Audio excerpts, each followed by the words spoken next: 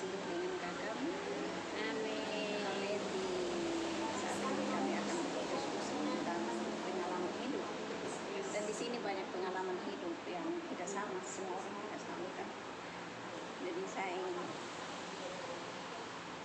berdiskusi sedikit dengan saudara saya yang banyak pengalaman. Oke, kita akan mulai sebelum saudara datang ke sini. Sebelum saudara datang ke Singapura, apa yang membuat saudara ingin datang ke Singapura? Saya datang ke Singapura yang mulanya ya. Kita harus ceritakan. Saya ceritakan dulu sebelumnya. Saya tidak punya mimpi, bukan tidak ada mimpi. Saya punya mimpi untuk mau ke tempat yang jauh, tapi saya tidak tahu bahwa saya harus datang ke Singapura. Nah, mulanya saya adalah seorang kami ada 6 orang, saya yang paling bungsu. Nah, saya yang bungsu itu memang tidak sih paling bungsu. Tapi disayang ayah dan mama. Ya biasa anak saya, tapi tidak bisa dipukul. Ya memang. Terus itu saya keluar sekolah, itu kakak saya yang ke-6, yang ke-5 suruh saya untuk apa? Untuk masak. Tapi saya sibuk dengan main sepeda, saya tidak peduli, saya main sepeda. Nah, jadi itu udah masuk, tidak ada makanan di dapur. Lalu tadi saya suruh kamu masak, tidak ada makanan. Saya lawan, saya tendang. Terus itu saya laki-laki ambil itu kayu pates itu dilapis saya sampai berat-berat sampai darah keluar. Ya itu masalah besar sudah. Masalah besar. Ya mereka semua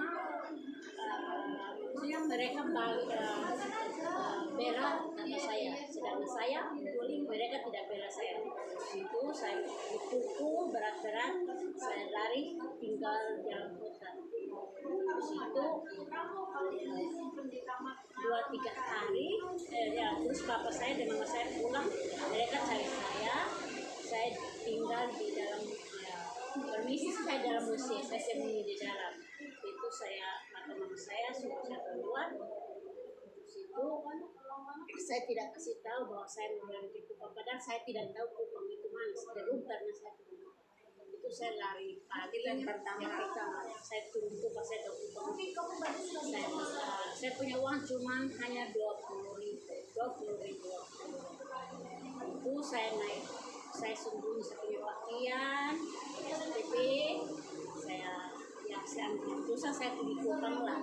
Terus itu sampai Kupang, sampai Kupang masih 2 sama itu ada guru SD dari Nekliu, dari kota lah, situ saya di Katunaus. Mereka tahu bahwa saya itu lari, makanya mereka mau sembunyi-sembunyi. Oh, mana ibu selamatkan ini anak, nanti dia lari ke sana gimana? Saya kasih tahu mereka, saya bilang saya mau pergi Labat, tapi saya tidak tahu Labat itu kemana. Terus ada anak laki-laki satu, namanya Kasih.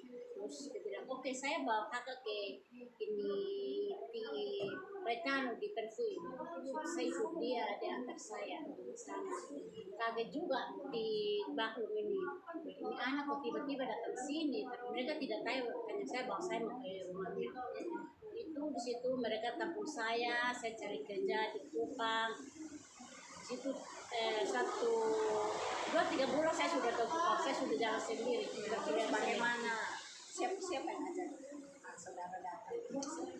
Nah, saya karena lewat itu juga pertemanan, melalui pertemanan saya diajak oleh orang ibu itu juga masih keluarga, tanya saya, kamu mau ke luar negeri?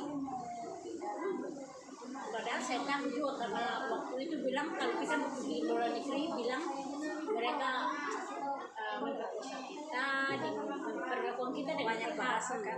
hal-hal yang tidak baik. Jadi saya takut.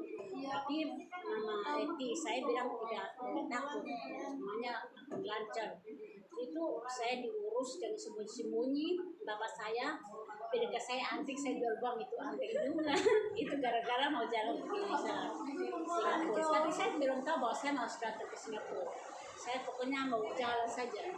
Terus itu saya saya diurus mama kecil saya, terus itu ya saya tembus. Itu bilang kita harus ini fit tuh, jangan-jangan ada penyakit. Mereka bilang itu saya minum ini kelapa muda nanti berapa kali, itu serah saja. Itu tahun berapa? Itu tahun 2009. 2009. Saya datang dari sana 19 tahun. Itu umur 19 tahun dikasih naik 25 tahun. Begitu 25 parah. Saya agree, saya oke. Intinya saya jalan dulu. Terus itu saya dari Kupang ke Surabaya 3 bulan di sana. Susahnya minta ampun. Saya tidak ada uang sama sekali. Hidup di PT begitu. Tidak ada uang sama sekali. Saya numpang sama teman. Tapi puji Tuhan di sana Tuhan sediakan orang-orang untuk merangkul kita dengan kekurangan kita. Terus itu saya di sana mau bilang mau belajar bahasa Inggris, saya tidak tahu. Dan ini mau belajar apa ini? Saya tidak tahu bahasa Inggris. Saya cuma ingat itu lagu yang Delita Frog, itu ini guru SD kelas 1 yang ngajar saya, jadi saya tetap Delita Frog. Oke. Itu bilang mau ini 2 bulan bilang mau syuting. Padahal besok tahu bahasa Inggris. Karena itu lagu, Itu syuting pertama itu bilang apa? itu syuting pertama Yang itu waktu perkenalan dengan majikan. Oh, yang syuting yang berhadapan dengan kamera. suruh aja nyanyi. Jadi saya bilang mau nyanyi apa, saya nyanyi. Oke, saya Tidak diajar. tidak diajar, tapi saya ingat itu lagu Delita Frog. Delita Frog itu yang lagu SD kelas 1 tahu. Ternyata The Little Frog antar kau sampai di sini. Oh iya, betul. Luar biasa. Iya. Terus itu saya menyanyi itu lagu itu Akong yang majikan saya di Singapura di Bukit Timah itu. Wah, saya mau ini, saya mau ini. Itu anak doa yang ini Veronica juga. Saya mau ini cek, saya mau ini cek. Dia pintar bahasa Inggris. Padahal hanya saya cuma tahu itu lagu saya Delita. Dengan sesuatu hal yang paling kecil, lagu yang kita tidak bisa mengungkapkan, tapi itu bisa mendorong saya untuk bisa ke Singapura. Padahal saya tidak punya dream untuk ke Singapura, tapi dengan ternyata begitu simpel orang saya bisa datang ke Singapura. Ya, saudara datang ke Singapura. Terus itu saya dari saat 3 bulan di ini PT Surabaya. PT apa? PT JSKP. Itu Jalan Sukses. Jatim Sukses. Bukan Jatim Sukses. Jatim Sukses Karya Bersama. Itu 3 bulan saya langsung ke Singapura. Ya, saya diterima dengan baik, dapat majikan yang bagus juga, anak-anaknya bagus. Padahal memang benar-benar saya tidak tahu bahasa Inggris betul-betul. Terus itu, tapi puji Tuhan di sampai majikan ini 3 bulan saya sudah bisa bahasa Inggris. Karena pendengaran itu lebih cepat. Bisa bahasa Inggris, mendengar langsung praktek itu lebih cepat. Itu ya luar biasa. Saya bersyukur bahwa memang di dalam pergumulan, walaupun kita belum tentukan diri kita bahwa kita harus kita harus di mana, tapi Tuhan sudah tentukan bahwa di sini tanpa disadari ya. Memang saya punya pergumulan, saya punya dream, dan semua dream saya semuanya Tuhan jawab. Ya, tapi itu karena saya merasa bapak mama saya terlalu sayang sama saya. Kita jangan bisa kesana. Terus setelah itu lanjut majikan kamu. sampai majikan saya luar biasa sampai habis kontrak. Itu ama saya juga terlalu baik, anggap saya seperti anaknya sendiri. Baru ini akong saya juga luar biasa, akong yang baik, suka main gila. Kalau habis saya kasih dia buah itu, dia bukannya buang taruh di sampah, dia datang ke naik di kepala. Baru dia lari di sana, dia panggil bagian Meti, coba lihat itu apa di kepala itu, apa di kelado. Aku ini saya kasih dia ini pisang, dia bukan makannya, buang itu pisang di sana, datang ke snack di sini. Itu caranya akong saya, sehingga saya juga bisa akrab dengan orang asing. Saya dari Singapura, saya datang dari Indonesia ke Singapura dengan orang asing, tapi begitu mereka rangkul saya sehingga saya bisa akrab mereka dengan begitu cepat waktu. berarti. Tapi kan kalau sebagai anak Tuhan ya, kalau ketemu seperti itu bukan kekuatan kita kan. Bukan kekuatan kita. Di situ, dan bukan hanya bukan hanya sekedar untuk saya tinggal situ, tapi mungkin Tuhan punya rencana untuk saya di situ.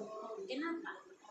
Waktu saya di situ bulan 2020 saya sudah di situ. 2021 saya punya mimpi, itu mimpi betul. Saya Yang pertama kali majikan itu. Saya punya mimpi, saya dia di atas satu kamar itu putih, di dalam itu ada bayi kecil itu, tapi saya dengan majikan saya yang ama itu, saya panggilnya mama. Tapi saya tidak tahu di balik mimpi itu, tapi Tuhan punya rencana di dalam mimpi itu. Terus itu 2020 Itu masih tetap majikan bersama. 2002, 2003 itu sudah 3 tahun. 2003 itu berarti 3 tahun baru pulang, baru ganti majikan atau 4 tahun saya pulang baru pulang ganti majikan. Terus itu saya 3 tahun di sana. Bulan Agustus itu ya, bulan Agustus bulan depannya keluarga majikanku ada planning untuk anak saya punya ulang tahun. Sebelum ulang tahunnya saya diberikan sebuah mimpi lagi dalam firman Tuhan. Ada kitabnya itu, ada di itu tentang itu pohon ara yang Tuhan mengutuk pohon ara itu tidak berbuah. Terus ada Petrus, dia bilang, dia menyatakan bahwa Tuhan kalau bisa jangan tebang mereka, kami akan untuk dia bisa berbuat. Ada dibaca ya. Terus itu saya ini ingat firman, terus saya tanya apa di balik ayat firman ini.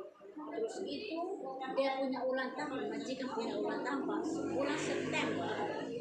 Terus itu hari Jumat itu ada sorenya jam 4 saya mau keluar, ada dua orang ibu lewat. Saya tidak tahu bahwa dong itu orang Kristen, tapi dong Katolik. Saya telah itu. Terus itu dong lewat, dia bilang begini, ini Leo sudah lewat saya, tapi ibu pas kembali lagi, dia tanya saya, ini bahasa Inggris, hi girl, how are you? Saya bilang, I'm fine. Itu bahasa Inggris. Terus itu saya bilang, I'm fine. Terus itu bilang, ini can I give you something? I said, what is that? And I want to give you a Bible. I said, I have my Bible. And okay, then I want to tell you something about the Bible. Then I say, wait, I want to tell my employer first is notice for me. Terus ini saya minta izin untuk sudah kok. untuk ini kasihnya majikan saya tolak, bilang tak usah mereka datang sini itu untuk meminta makan saja. Itu mama itu ama saya yang bilang begitu, mereka itu lapar. Saya dalam hati kasihannya kenapa saudara begitu, mereka bukan punya niat untuk datang minta makan, tapi mereka punya niat untuk melakukan sesuatu baik, tidak salah. Terus majikan saya tolak, saya dalam hati, ya Tuhan, Engkau tahu bahwa saya tidak menolak mereka, hanya Tuhan saya. Terus itu karena saya ingat menolak orang-orang yang datang. Itu sepertinya orang-orang yang memberitakan Injil kan? ya memberitakan itu. Terus itu sebenarnya Tuhan, saya tidak menolak mereka karena saya tidak tahu mereka itu, karena saya ingat bahwa ini Tuhan datang kepada seseorang itu, ke rumah seseorang itu bukan Tuhan sendiri, tapi melalui orang-orang sebenarnya. Saya takut kalau saya salah menolak, ya Tuhan, kalau seandainya ini saat ini Tuhan yang ada di sini, saya takut menolak. Biarlah Tuhan apa yang Kau kehendaki nyatakan kepada saya. Terus itu Tuhan berbicara bilang katanya ini apa itu, bilang ini saya masuk di kamar, saya masuk ke majikan, saya berdoa, saya bilang Tuhan, saya benar-benar saya takut tolak karena saya tidak tahu ini kalau Tuhan misalnya akan sudah ada di sini. Kalau saya tolak sama saya tolak. Terus itu orang dong pulang, saya tanya, saya bilang begini, it's not my fault, it's my employer says someone you tell me anything, so it's okay. But and then mereka pulang, ya dengan tidak sengaja tepat waktunya